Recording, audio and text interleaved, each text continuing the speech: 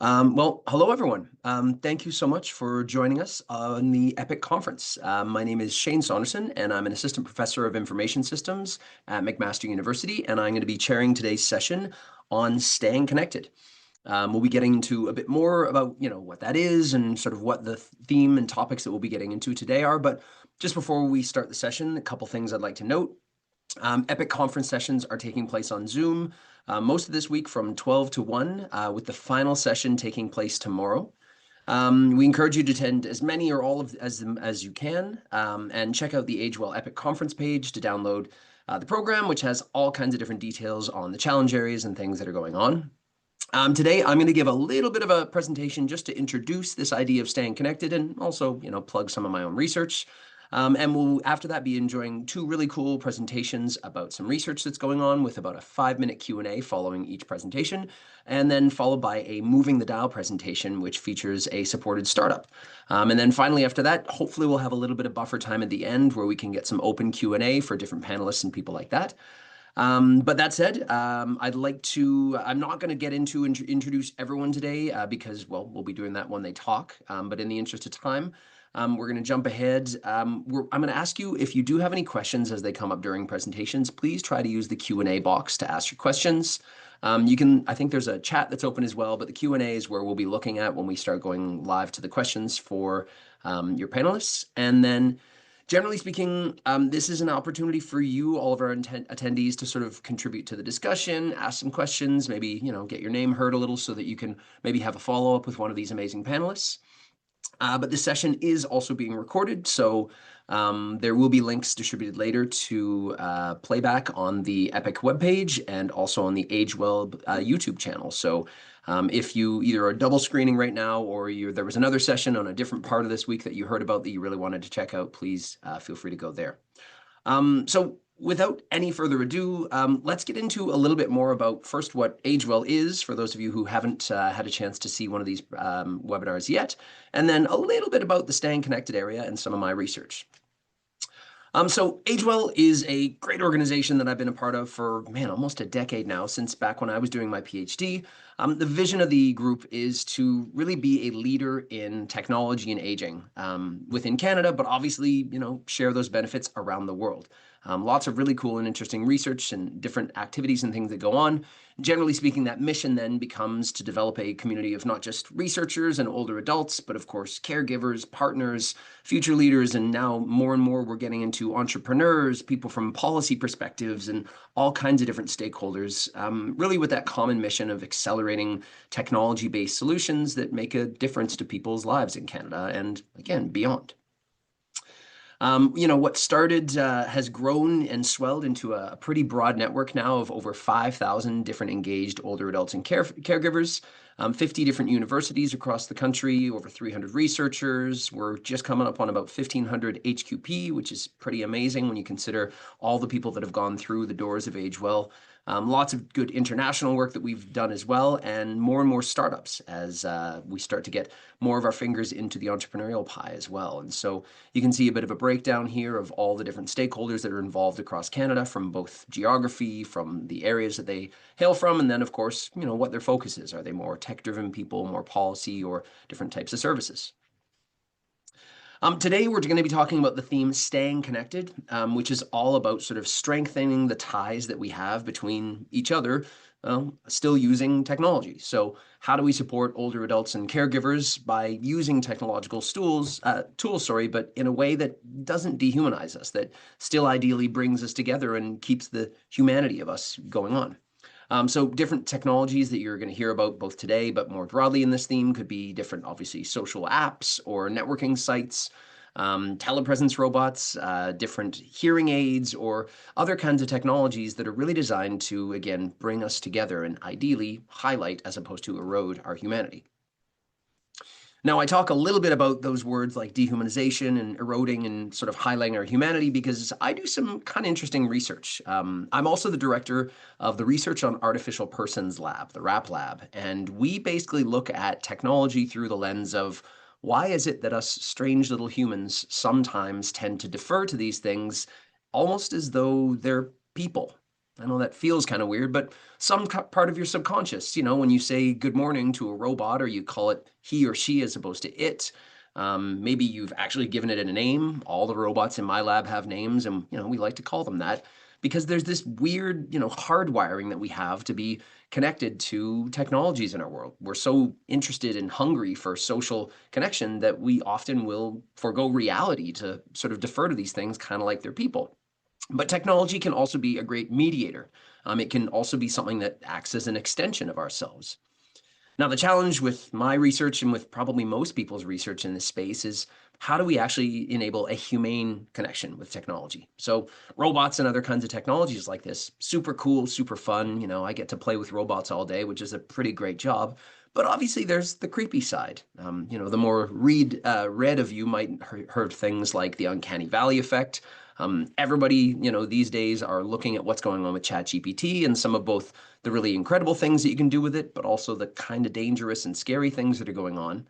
And so a lot of the challenge in this area is, finding human-centric value, finding a way to meet people where they are, serve their needs, and do it in a way that sort of supports what they want as opposed to sort of undermines it, even if it's subconsciously. This often requires, entirely new methods and a very open mind. And we had to kind of go into that with a project that I'm going to very briefly describe that we're still in the early stages of. So I'm doing some work with telepresence robots right now. You may have seen these things before. They're kind of like a Zoom meeting like this on wheels. So usually these things look like a little stick with some wheels or a wheeled base and a tablet like you see in this image there. They gained a lot of popularity during the pandemic because, well, they are a way for you to sort of remotely be present with someone, but without worries about infection. So this is particularly useful for healthcare professionals who might need to meet or talk with someone, but they don't want to have to physically be there. So you can sort of be present and explore around. You have sort of full remote control of this telepresence robot, but you could be somewhere else like we all are right now and kind of video conferencing through a system like Zoom. The challenge, though, with a lot of this stuff is that older adults were almost always on the receiving end of every bit of academic literature that we read. Usually it was family members coming into a care facility or a doctor sort of beaming in to have a conversation with a patient. And we wanted to kind of explore, well, what happens if you flip the script on that? What if you actually give older adults the opportunity to use these things to get out of the house, so to speak? Particularly because these are often people that have mobility limitations and some of the research that we've done feel kind of cooped up being stuck inside a long-term care facility or otherwise. And so we wanted to say, could we actually give these people an opportunity to sort of get out of the house while not necessarily being physically able to themselves?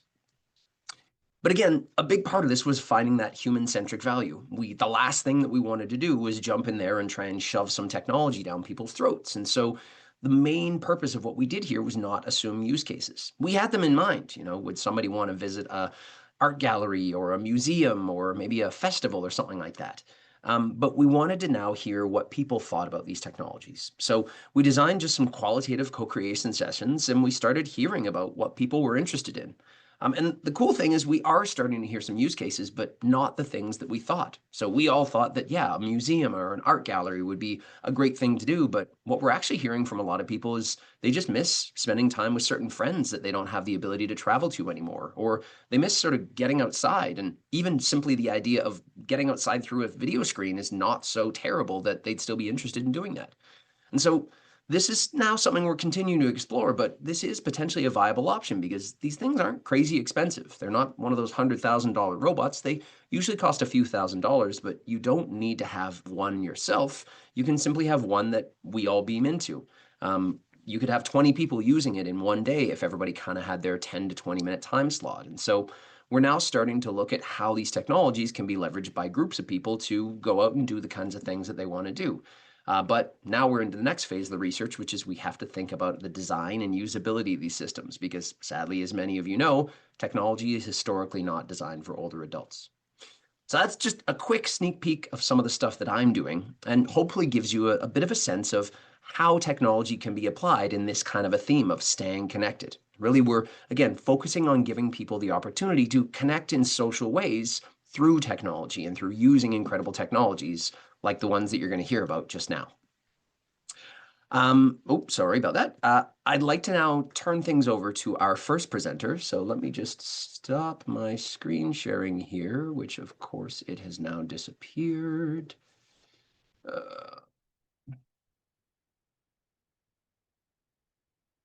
Nothing ever works when you're put on spot. There we go. Okay. Yes, and I'd like to introduce our first presenters today. So we are now going to hear from Signe, Lund, Mathiesen, and Judith Lawrence. They're going to be talking about some really incredible technology they've been working on. Signe is a postdoctoral fellow at the Rotman Research Institute, where she explores how older adults with vision loss engage with audiobooks. Her background is in food science, musicology, and qualitative research, and her interdisciplinary work examines how sensory changes in affective narrative experiences, identity, and social connection. Signe's current projects highlight the importance of accessibility, emotional well-being, and adaptation in later life. She's passionate about co-producing research that reflects the lived experience of older adults navigating sensory impairments and leisurely activities. Her co-presenter, Judith Lawrence's career in teaching took many twists and turns. Elementary and high school teacher, outdoor education enthusiast, teacher, and librarian. Now retiring early, she trained as a Gestalt psychotherapist. However, her eyesight was diminishing due to myopic degeneration, so she gave up that new career and decided to travel the world. Now, in the past 5 years, Judith has joined climate groups and become a climate activist. She's involved with her condo board as they pursue different activities for aging in place, and Judith's 15-year audiobook club is an ongoing monthly activity. So, would you please welcome both of these researchers, and we'd love to hear from you. Well, hello, everyone, and thank you for joining this session. So as prefaced here today, we want to talk about audiobooks and their roles for older adults with vision loss.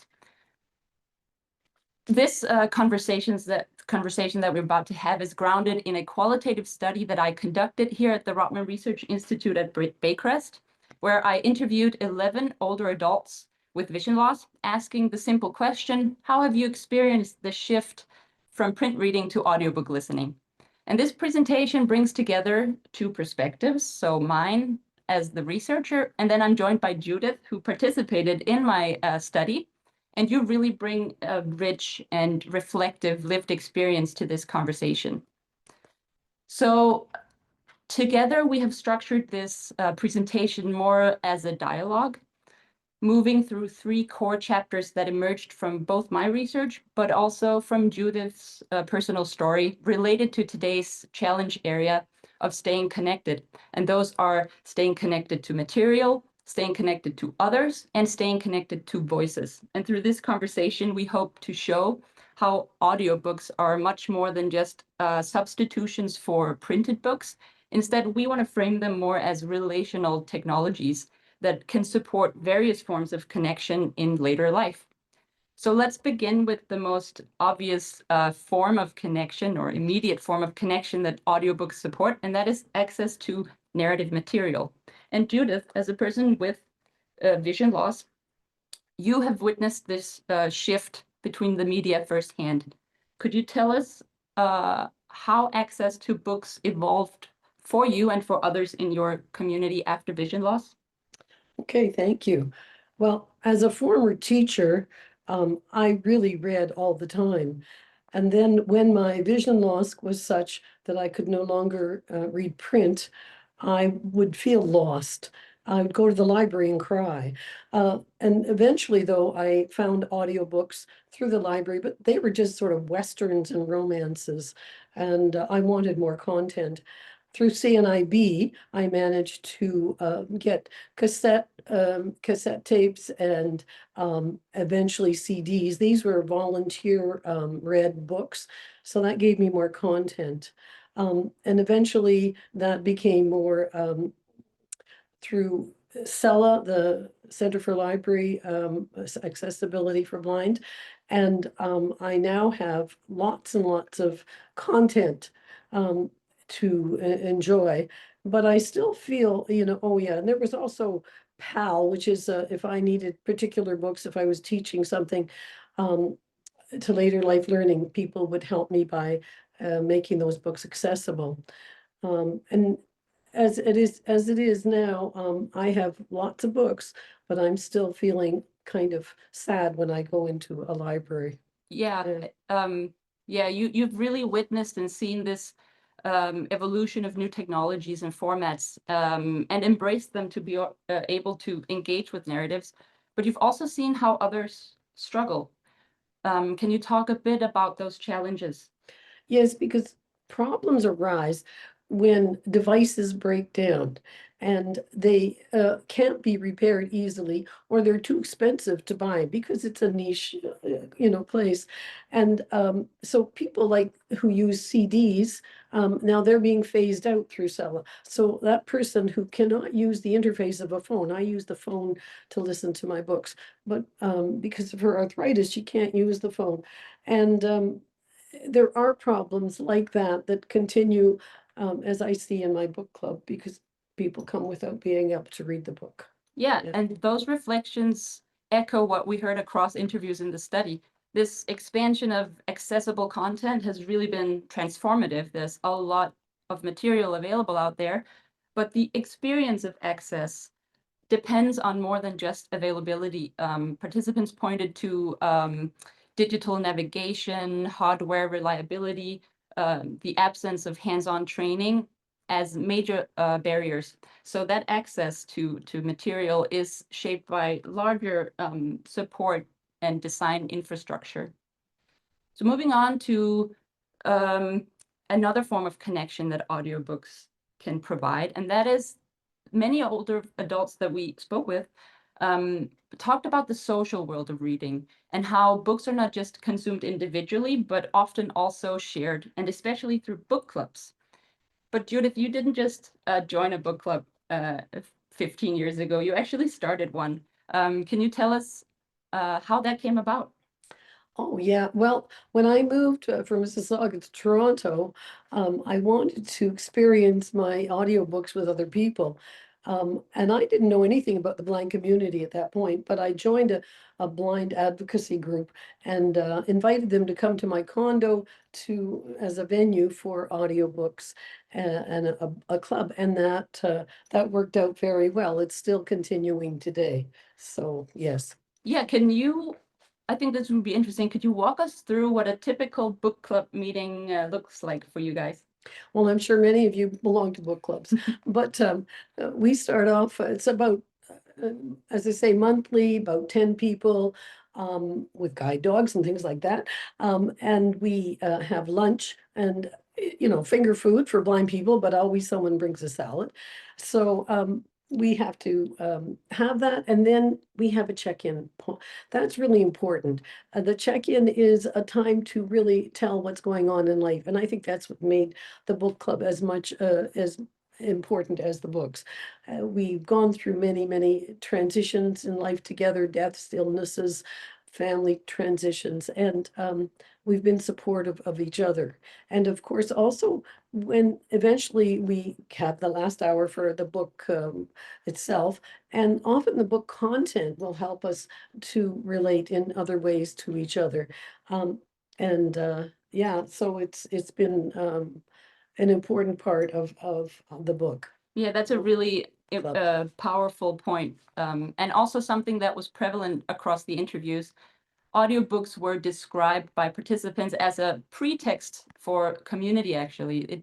They didn't just support, let's say, individual narrative engagement, but they supported relational engagement, and they created a reason to gather and a space to share, especially difficult aspects of life and sometimes related to one's vision loss. So one of the most unique aspects of audiobooks is that they are not just texts that you read, they are performances as well. And they are mediated often by human voices, not always, but that vocal presence becomes part of the experience. And Judith, again, this is something that we talked a lot about in our conversations, but also something you talk about in the book club. Can you tell us more about how, for instance, the familiarity that you enjoy with particular narrators, how do you enjoy books? Well, when I start a book and I hear that familiar cadence of a narrator that, maybe through many books, I feel relaxed. I feel I can settle in and almost feel like I have a conversation with that narrator.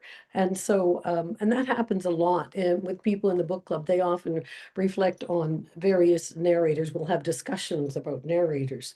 And also, of course, it's good because they have, accents and make it more alive, to listen and to read the book as such.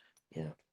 You actually mentioned once that people with hearing loss emphasize that familiarity. Can you tell us why? Well, it just seems that it again, they hear the way the person speaks and they recognize that kind of familiarity and work with that cadence, yeah, intonation, and that helps them tune into the book. correct. Yeah. Yeah. Yeah, and again, this is something that we did see across the board. Participants describe narrators as a factor that could either make or break their engagement. But especially building that intimate connection with certain narrators really enhanced the enjoyment of the audiobooks and also provided a sense of emotional comfort, that like intimate connection with a human voice. So I want to wrap up this presentation by just again pointing out that through conversations with people like you, Judith, we as researchers have a much better understanding of the various roles that audiobooks as technologies can play in older adults' lives. And one of these roles is that they support connection in aging through these three topics that we've covered today. And these connections make audiobooks forms of relational technologies that are socially enabling and afford interaction and social participation. But it also opens up some future avenues for exploration. And I think the most obvious starting point here is to address some of those access barriers that we talked about earlier. They exist due to device cost, interface complexity, and limited tech support. So we have to design more intuitive tools and affordable tools, and we have to design these with older adults' experiences in mind, especially when age intersects with vision loss. Another component here could be valuing audiobook listening as a component in care and rehabilitation. So integrating shared audiobook listening initiatives, especially into vision rehabilitation, could really support social connection and participation for older adults with vision loss. And then finally, it opens up a space for tech developers, especially audiobook developers, producers, delivery platforms, to focus on improving the narration quality and maybe even personalization features of the narration to make them both more accessible, but also more enjoyable. So I think, Judith, I want to hear from you one last time. Do you have any final thoughts or reflections that you want to share? Yes, audiobooks do more than just put you to sleep. My sister is just dealing with a newly diagnosed visual impairment. And so I've invited her to the book club. And she's been resistant to audiobooks. She says, oh, no, I don't want to do this. But we have encouraged her to hear some really good narrators. And all of a sudden she says, I am excited about being there and doing the audiobook thing. So that's good. It's coming along. And she's got all the transitions that I had, but she doesn't have, the problems with the audio technology that I had. Thank you for sharing that, Judith. And thank you so much for co-presenting with me today. And thank you all for listening. Lovely. And thank you so much, Judith and Signe, for that great presentation and, well, that great discussion. Always, better to bring research to life through bringing someone who actually was a part of the research in and having a good chat with them. So, folks, if you have any questions, please post them to the Q&A. We do have a few minutes before we go on to our next presenters to see if you want to ask anything of Signe or Judith. And until someone does, here's the joy of getting to be the chair, is you get to ask questions to fill some time, if not. So my favorite question whenever playing around with new technology, and Judith, maybe I'll ask you first, but Signe, if you have anything to add from your research, is the magic wand question. Based on some of the experiences that you have, if you could just wave a magic wand and change something about the technology that would better support you and some of your colleagues, what would that be? Oh, well, I guess the interface, when I say, great, we've got all these amazing books on Libby and Sella, but using them as I have a little bit of sight, so I can kind of see where to push the button sometimes. And by God, it works and sometimes it doesn't. So yeah, the interface needs to be much easier, I think, for visually impaired people. Some of the things we heard a lot in the interviews addressing that question was, oh, if only I could just tell the device to do what I want, then I don't have to interact with it physically. So voice control, but again, we also know the limitations of those at the moment. But that was a prevalent wish. It's like telling the television to say, put CP24 on. We may be getting there, who knows? Yeah. Great. We have a question here from Jenna Keeble. Amazing presentation. Has the book club ever listened to audiobooks with multiple narrators or music? What about podcasts? Was anything like this explored, and what kind of came out of that? Well, we haven't done podcasts. Mostly we're doing novels. So, that's what's happened. What else did she said? What else? I missed it sort of. Oh, multiple narrators. So Yeah, lots and lots of that. I mean, and we've had some pretty nice people like Meryl Streep and, all kinds. And so we get a kick out of all the different narrators. And there are some wonderful books with music involved in them as well. So, yes. And to complement that perspective, obviously, when it comes to voice, it's a personal preference, and there are multiple preferences out there. Some people really don't respond well to multiple narrators. It's too much going on, but it's more the fact that you get to establish that familiarity with the voice, or at least immediately if it's a voice that you can sustain listening for hours and hours and hours, because a lot of these books are 20 hours of listening. That's true. Not in one sitting, hopefully, but I was thinking of Paul Simon book that I'm just listening to with music all throughout. Yeah. Ooh, that'd be great fun. Wonderful music too. So, and lastly, not a question, but a comment from Julie Cran saying that, yeah, voice control, but also tactile buttons would be fantastic. So apparently there's other people that may be dealing with the same situation as you that are looking for some features as well. So I'm sure we could keep digging into this, and I know I have more questions, but in the interest of time, we're going to keep things moving along. We, again, will hopefully have a couple minutes at the end if you do have more questions that come up later for Signe or Judith, or hopefully you can get in touch with them as well if you want to get a bit deeper into some follow-up. But for now, we're going to move on to our second research presentation from Jim and Lily. So Dr. Jim Mann is a researcher with lived experience of dementia and is a strong dementia advocate, for which he received an honorary Doctor of Law degree from UBC in 2020. His focus is on the use of technology to benefit people living with dementia in a community, long care, and hospitals, as well as the meaningful and ethical engagement of people with dementia, and of course, dealing with stigma for people living with dementia. As a recipient of numerous awards, Dr. Mann is also an impactful knowledge translator with more than 65 sole and co-authored publications in respected journals. He's made scores of presentations at major conferences and recorded more than 12 podcasts and participated in over 25 webinars. So excited to have you, Jim. Joining him will be Lily Hyporen, who is a PhD student in interdisciplinary studies at the UBC. Lily is a research project manager at UBC's Innovation in Dementia and Aging, or the IDEA Lab. She's led a co-creation virtual reality program in hospitals for older adults with dementia under Dr. Lillian Hung, and has also led AI-enabled robot for long-term care projects, also under Dr. Lillian Hung. Lily, again, Lily Wren here, is interested in ethical considerations in technology implementation for dementia care delivery in hospital settings. So Lily and Jim, take it away. Thank you very much, Shane. Good morning, or good afternoon, everyone. We're so glad you've been able to join us this morning. Technology has come a long way, as I suspect everyone here already knows. Oh. Yeah, Jim, so I'm so sorry. Just suddenly my internet isn't working. I'm using my own phone to join this. Okay. And there's no way for me to share slides. So I really appreciate if Allison or anyone. Allison, are you able to? Thank you so much. You're saving the life. Thank you. Really, really appreciate it. Yeah. Go ahead. So Yes. now if you could go to slide 2. Thanks.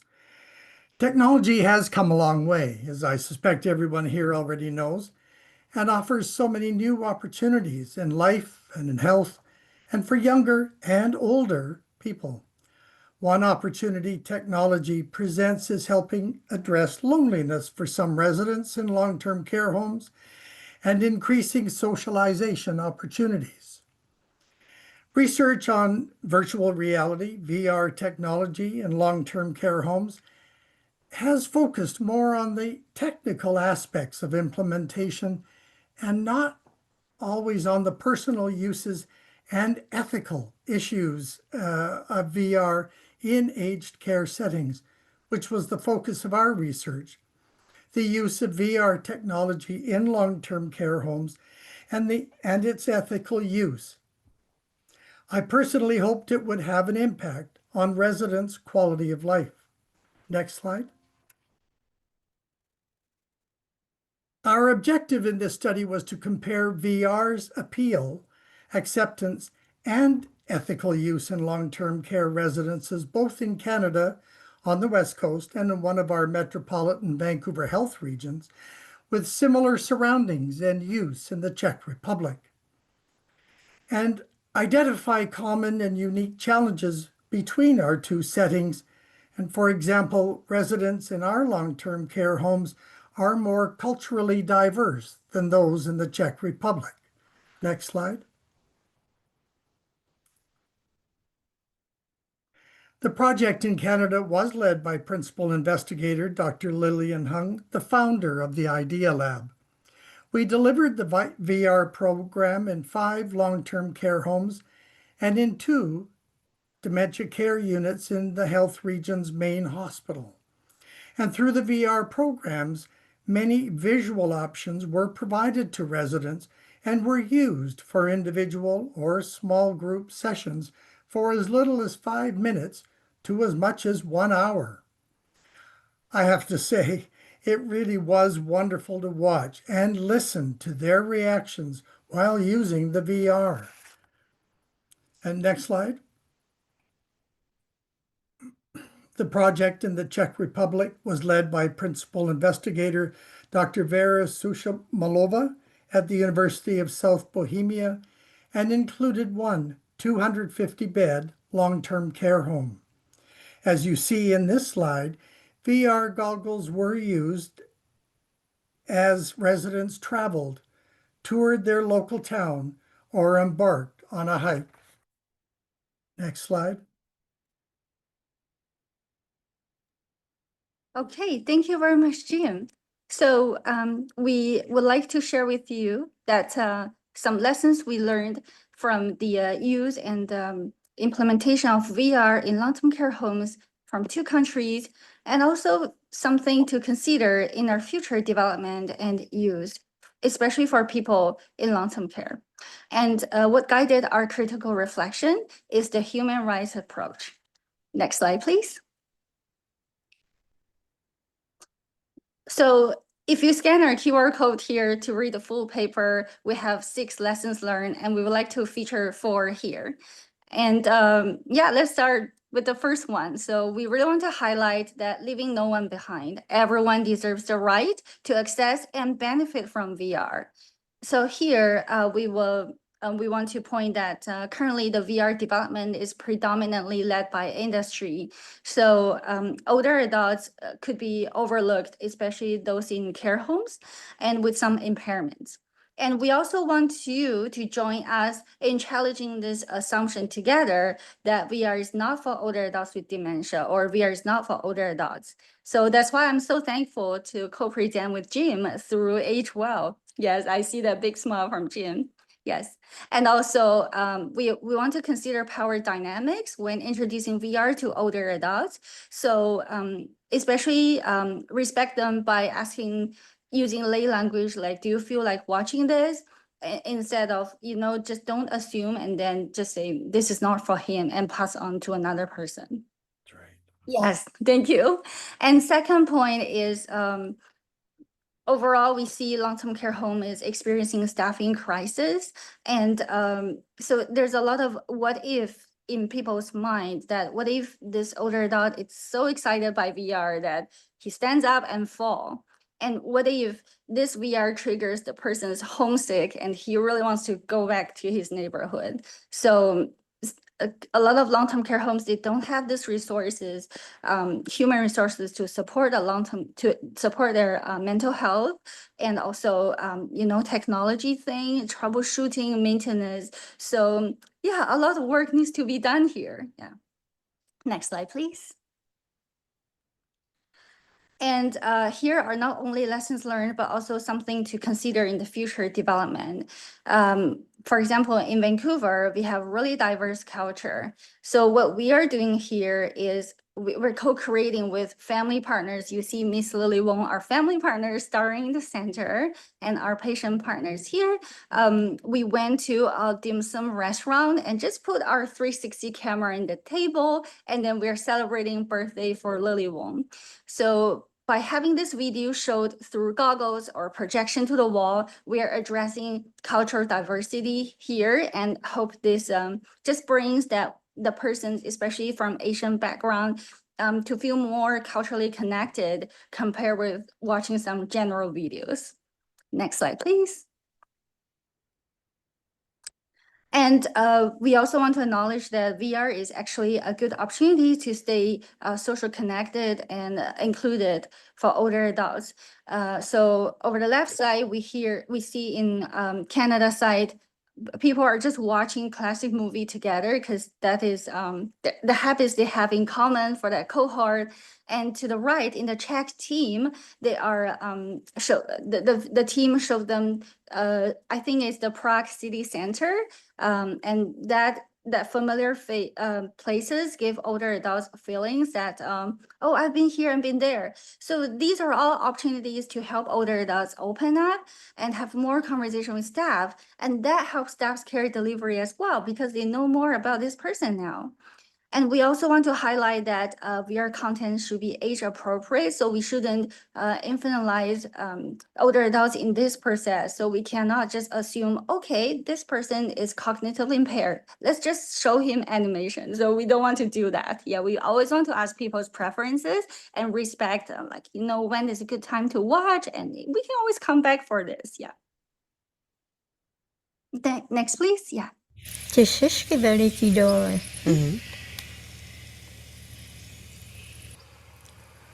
Jsme sbírali vždycky šišky, dělali jsme vohýnek. To je krása.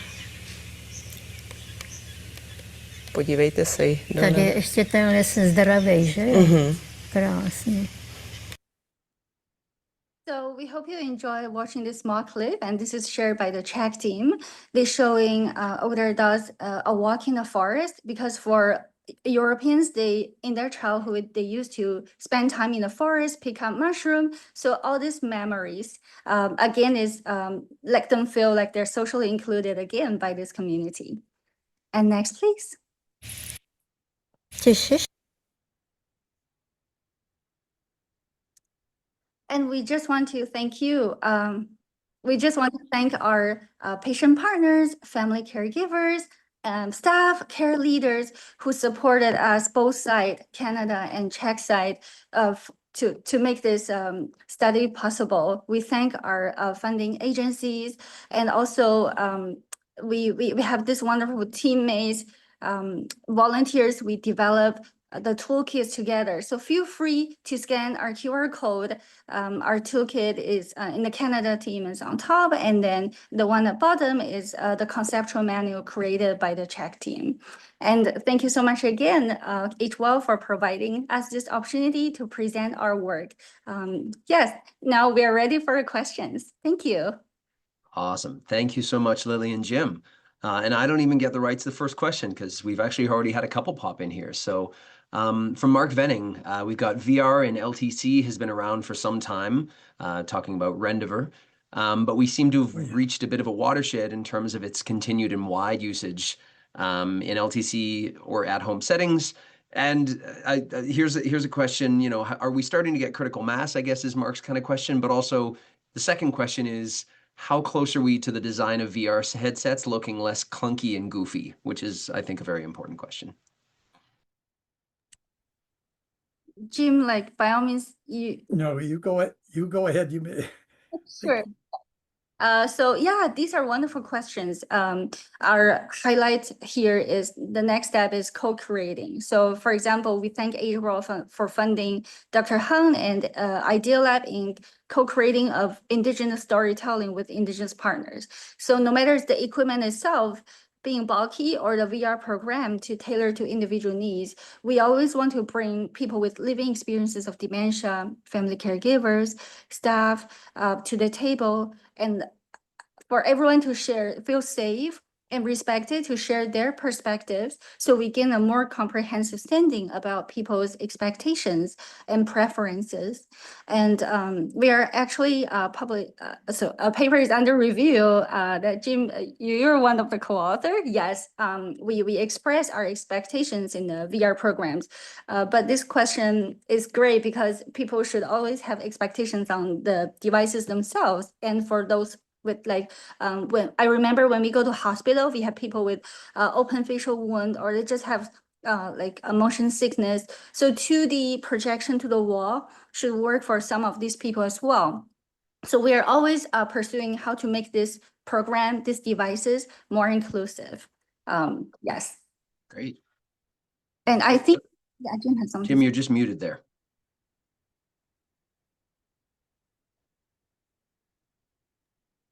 I'll just add that in addition to the goggles, the second slide that we had, which I forgot to mention, showed the goggles, but it also showed the projection on the wall.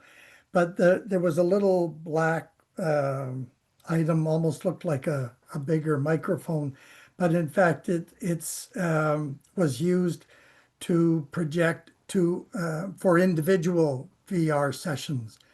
And I think that technology is adapting, but as far as the goggles are concerned, I don't have any insight on any changes on that, but hopefully they will be reduced in size and clunkiness. Yeah. Mhm. Well, we've only probably got time for one more question, Yeah. and I really want to get in there because it's an interesting one. But there is some questions in the Q&A as well, if Jim and Lily, you want to look after and get on them by text.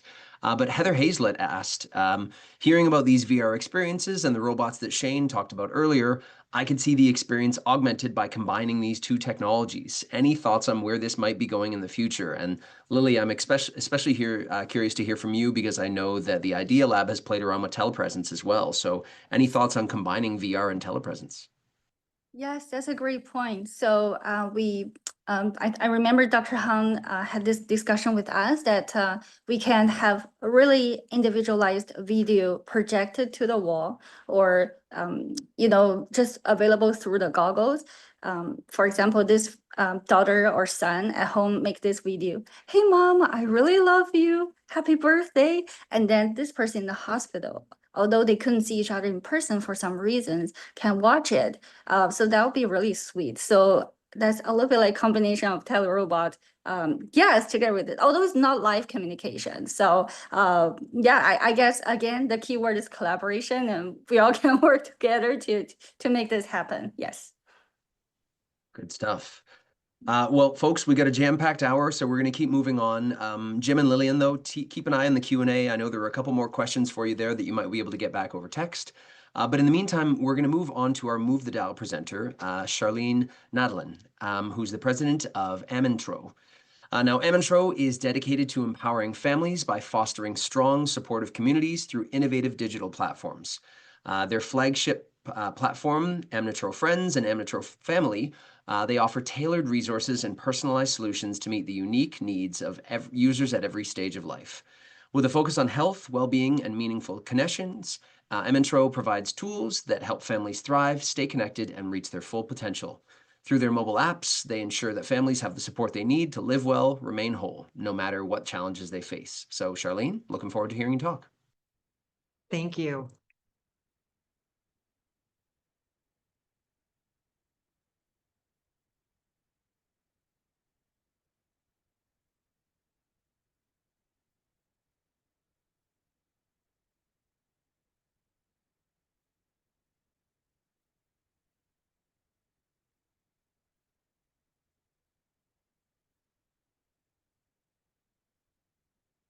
Bear with me as I get this organized for you.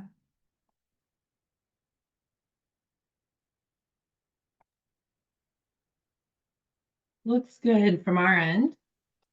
Okay.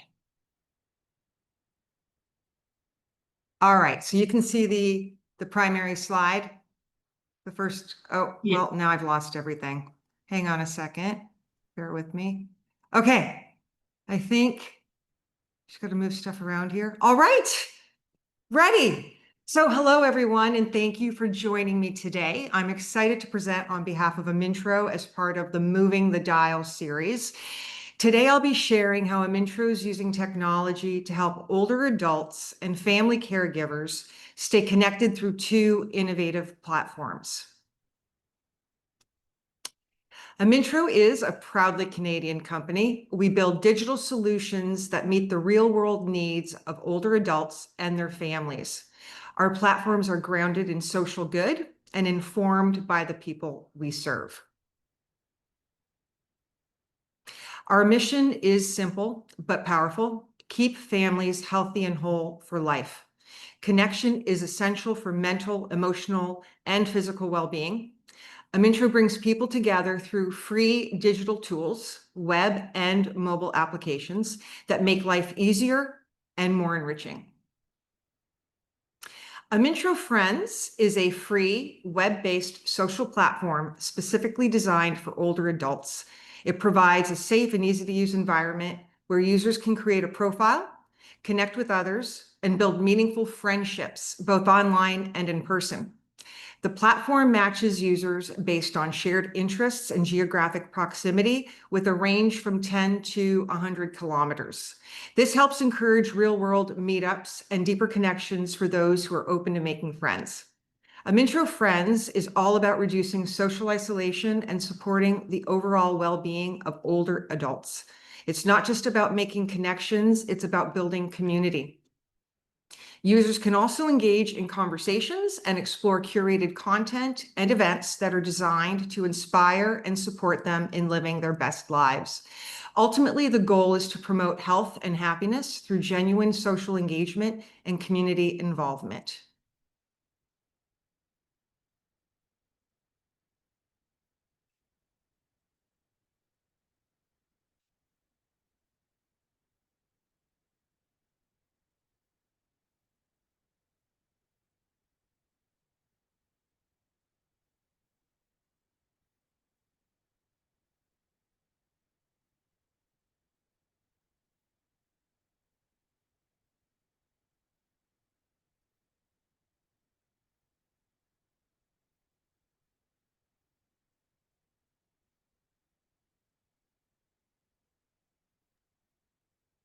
Charlene, there's no sound on this video.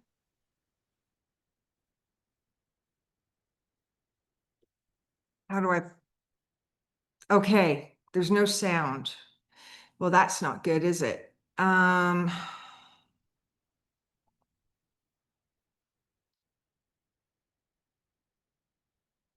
We definitely need this. Okay. Maybe just go to the next.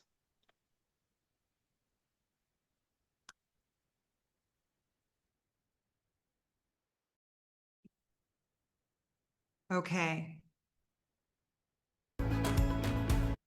Let me just, I'm going to run it really quickly. Can you hear it now? You can use a computer, a laptop, a desktop, a tablet, All right. a smart device of any kind. So that you missed a really great narration that accompanied the demo. So moving on, Amintro Family is a platform designed to support family caregivers, those who are caring for aging parents, relatives, or loved ones. It provides a welcoming resource-rich environment where caregivers can feel seen, supported, and connected. The platform offers practical tips, curated content, and relatable stories that speak directly to the challenges and joys of caregiving. It's designed to be a place where users can access the information, share experiences, and find encouragement in a role that can often feel isolating. Amintro Family also connects caregivers to products, services, and organizations that understand their needs, making their daily lives a little easier and less stressful. Our goal is to empower caregivers by helping them feel less alone, better equipped, and more confident in the care they provide, while also prioritizing their own health and well-being. Our ecosystem is connecting family caregivers to a global community of peers, supports, and resources. Amintro Family is for caregivers, whether it's sharing their experiences in the forum, accessing curated events and offers from trusted resources, or finding trustworthy information. This app helps caregivers feel more in control and less alone. And here is a demo. And there's no audio.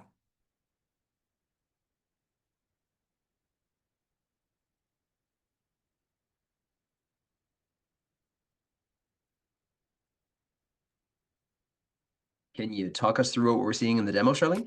Oh, yeah. Wouldn't that be great? Sure. So you are looking at a caregiver user profile. This is actually my profile. It indicates the support that is needed by me or offered. These are connections, other caregivers in the community that I've connected with through the app. So this is a fellow caregiver and connection that I have, Nicole, and this is a view of her bio. So the profiles are designed to enable our users to share a little bit of their caregiver journey so that it helps us to connect with one another on a lived experience level. We also have, let's see what's coming up here. This is the partners section. These are the organizations and resources that are available within the app that can support caregivers and or those that they're caring for, the care recipients. And you can find more information about these organizations and connect with them, send a message, check out their website.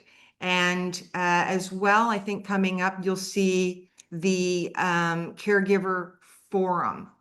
Yeah, so this is caregiver to caregiver communication where our members can post, share their experiences. In one case, a gentleman was making it known that they had a lot of hospital medical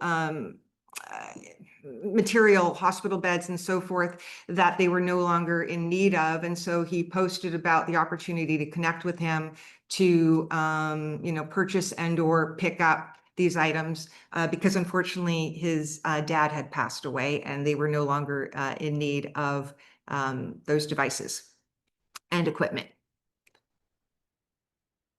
Okay. The need is real. Isolation and burnout are serious challenges with measurable health impacts. Amintro helps fill the gaps and create a better everyday experience for older adults and those who care for them. We design with empathy and co-creation. Amintro collaborates with users, community organizations, and health providers to ensure our tools have a real, measurable impact.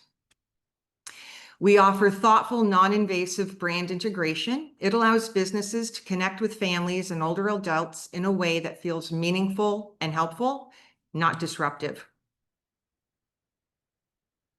Okay. There we go. And we're just getting started. Our roadmap includes expansion, more personalized experiences, a podcast for family caregivers, and a strong commitment to equity and accessibility for all users. And I thought I'd give you a sneak peek at the trailer for the podcast. We hope you're enjoying Amintro Family, the free online platform and community for family caregivers, be it through the Amintro Family app or amintrofamily.com. Now we're continuing to help those caring for their aging parents, relatives, or friends in a whole new way.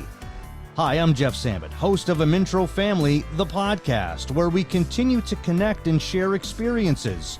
It's another place to find encouragement and to build meaningful peer support networks and navigate the challenges of caregiving together.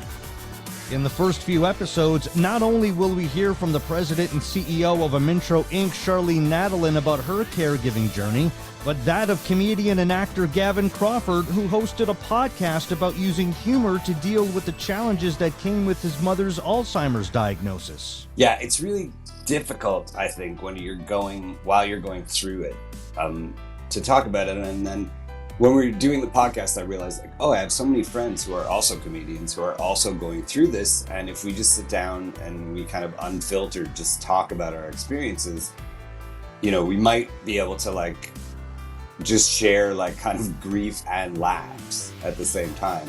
We'll hear from the co-host of TV's Body Break, Hal Johnson, who discussed caregiving for his aging parents.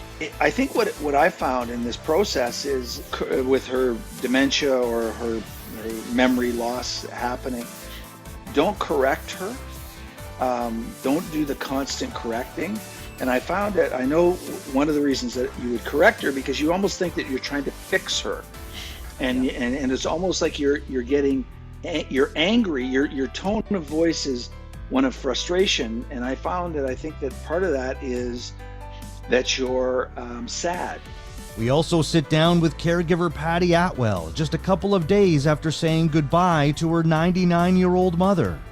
I have no regrets at all, and I actually feel better now than I have in the last 3 years, because the worry of the what might happen or how it's going to resolve itself was always hanging over it. And now... Okay. Sorry, Charlene, any parting words? I think we might have had that closed down in the interest of time. Yeah, it did. Yes. Okay. Yeah. So, you know, first of all, thank you for the opportunity to present, you know, open to the questions and as well collaborative opportunities as well as we move forward. So thank you. Great stuff. Thank you very much.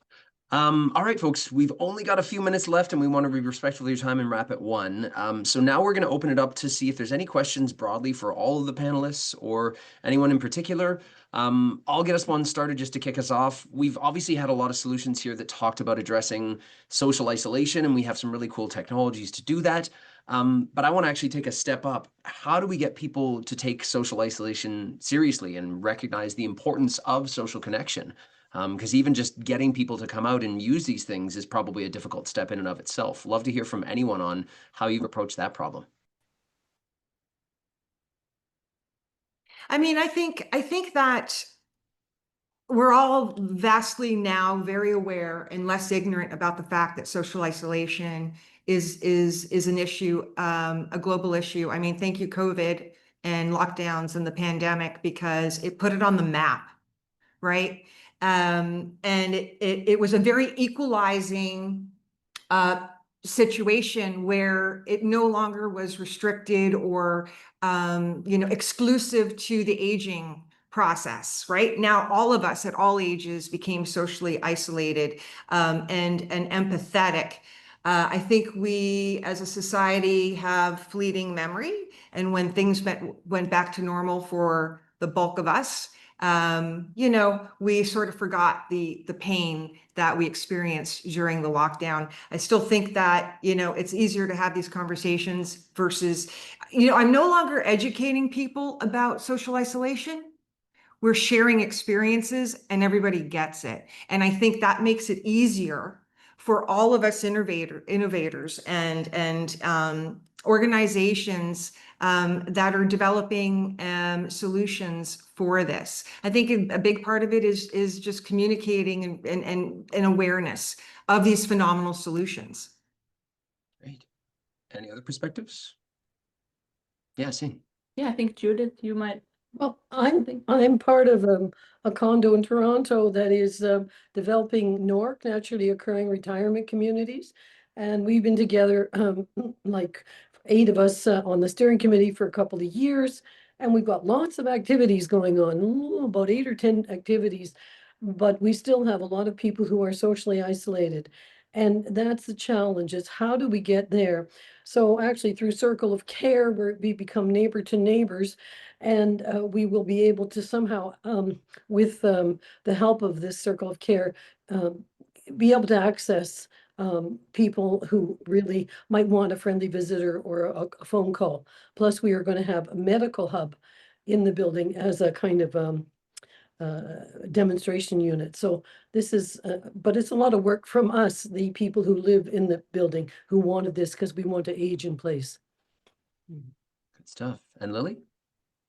Yes, I will really, I will really appreciate funding opportunities if that facilitates all of partners work together, and then we challenge the system, you know, just break the silo and then able to share different perspectives and just helping everyone gain a more comprehensive understanding of what people are really looking for. So yeah, any of these opportunities will really be appreciated.